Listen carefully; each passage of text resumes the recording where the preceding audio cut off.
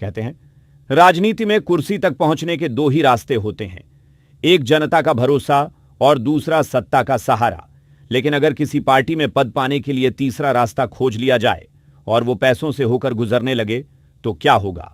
और सोचिए, एक राज्य में आरोप लग रहा है कि 50 रुपये देकर सदस्य बनाओ, हजारों लोगों को जोड़ो और बड़ा पद पाओ, तो दूसरे राज्य में आरोप है कि जनता के टैक्स के 1000 करोड़ रुपए एक ऐसे नाम पर खर्च किए जा रहे हैं जो सीधे एक राजनीतिक अभियान से जुड़ा है।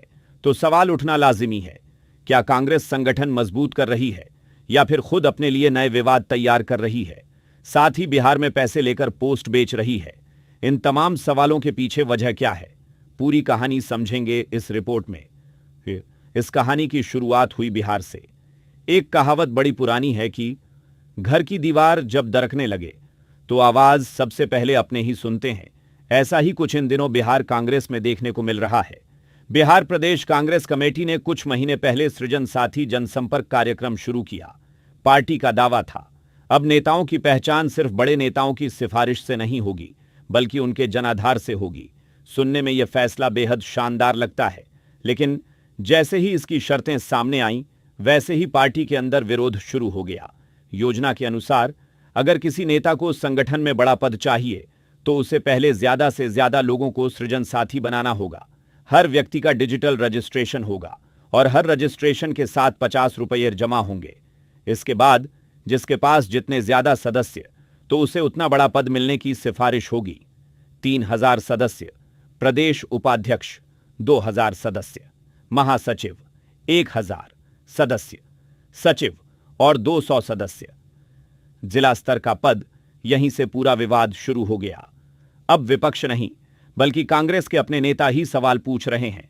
उनका कहना है, अगर किसी नेता के पास पैसे हैं तो वे हजारों लोगों का रजिस्ट्रेशन खुद करवा सकता है। फिर क्या वही सबसे योग्य नेता बन जाएगा? क्या सालों से पार्टी के लिए संघर्ष करने वाले कार्यकर्ताओं की मेहनत की कोई कीमत नहीं बचेगी? कटिहार से कांग्रेस सांसद तारिक अनवर ने भी इस मॉडल का विरोध किया। उन्होंने कहा, इतना बड़ा फैसला लेने से पहले वरिष्ठ नेताओं से राय तक नहीं ली गई। यानी बात अब सिर्फ संगठन की नहीं बल्कि पार्टी के अंदर भरोसे की भी हो गई है। सूत्रों के मुताबिक यह मामला राहुल गांधी और कांग्रेस अध्यक्ष मल्लिकार्जुन खड़गे तक भी पहुंच चुका है। लेकिन हर कहानी का दूसरा पहलू भी होता है। बिहार कांग्रेस अध्यक्ष राजेश राम इन आरोपों को पूरी तरह खारिज करते हैं। उनका कहना है, यह सदस्यता बेचने की योजना नहीं है, यह संगठन सुधार का एक पायलट प्रोजेक्ट है। उनके मुताबिक अब नेताओं को दिल्ली जाकर लॉबिंग करने की जरूरत नहीं पड़ेगी। जिसके साथ ज्यादा लोग होंगे उसी का जनाधार साबित होगा। यानी कांग्रेस इसे डिजिटल पारदर्शिता बता रही है जबकि विरोधी इसे पैसे के दम पर राजनीति कह रहे हैं। अब कहानी का दूसरा मोड़ कर्नाटक में। कहते हैं ना, मुसीबत कभी अकेले नहीं आती। बिहार का विवाद अभी थमा भी नहीं था कि कर्नाटक से नया विवाद सामने आ गया। कर्नाटक की कांग्रेस सरकार ने फैसला लिया, पूरे राज्य में 10,000 भारत जोड़ो यूथ क्लब बनाए जाएंगे। 6,000 गांवों में, 4,000 शहरों में, और हर क्लब पर लगभग 10 लाख रुपये खर्च होंगे। यानी पूरी योजना पर करीब 1,000 करोड़ रुपये खर्च होने का अनुमान है। सरकार का कहना है, इन क्लबों से युवाओं को खेल, नेतृत्व, समाज सेवा और सामाजिक गतिविधियों से जोड़ा जाएगा। लेकिन बीजेपी ने इस योजना पर बड़ा सवाल खड़ा कर दिया। उसका आरोप है, भारत जोड़ो नाम राहुल गांधी की राजनीतिक यात्रा से जुड़ा है।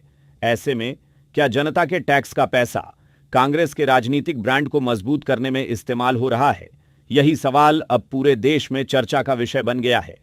तो अब कांग्रेस दो अलग अलग राज्यों में दो अलग अलग विवादों के बीच खड़ी है। बिहार में सवाल, क्या संगठन में पद पाने का पैमाना अब पैसा बन जाएगा? और कर्नाटक में सवाल, क्या सरकारी योजनाओं को राजनीतिक अभियानों के नाम से जोड़ना सही है? कांग्रेस इसे संगठन सुधार और युवा विकास बता रही है, जबकि विपक्ष इसे राजनीति का नया खेल कह रहा है। बिहार और कर्नाटक के दोनों विवादों ने कांग्रेस को असहज स्थिति में ला खड़ा किया है। बिहार में पार्टी के भीतर ही यह सवाल उठ रहा है कि क्या संगठन में आगे बढ़ने का पैमाना अब जनसेवा नहीं बल्कि पैसा बन जाएगा। वहीं कर्नाटक में विपक्ष पूछ रहा है कि क्या सरकारी योजनाओं को किसी राजनीतिक अभियान के नाम से चलाया जाना उचित है। ऐसे में एक तरफ कांग्रेस अपने संगठनात्मक सुधार की दलील दे रही है तो दूसरी ओर विपक्ष और पार्टी के भीतर के नेता इन फैसलों को लेकर लगातार सवाल उठा रहे हैं। आने वाले दिनों में ये दोनों मुद्दे राष्ट्रीय राजनीति में भी कांग्रेस के लिए नई चुनौती बन सकते हैं। अब फैसला आपके हाथ में है। क्या आपको लगता है कि कांग्रेस सही दिशा में जा रही है, या फिर ये दोनों फैसले उसके लिए आने वाले समय में बड़ी मुश्किल बन सकते हैं? अपनी राय कमेंट में जरूर लिखिए। अगर वीडियो पसंद आया हो तो लाइक करें, शेयर करें और चैनल को सब्सक्राइब करना बिल्कुल मत भूलिए।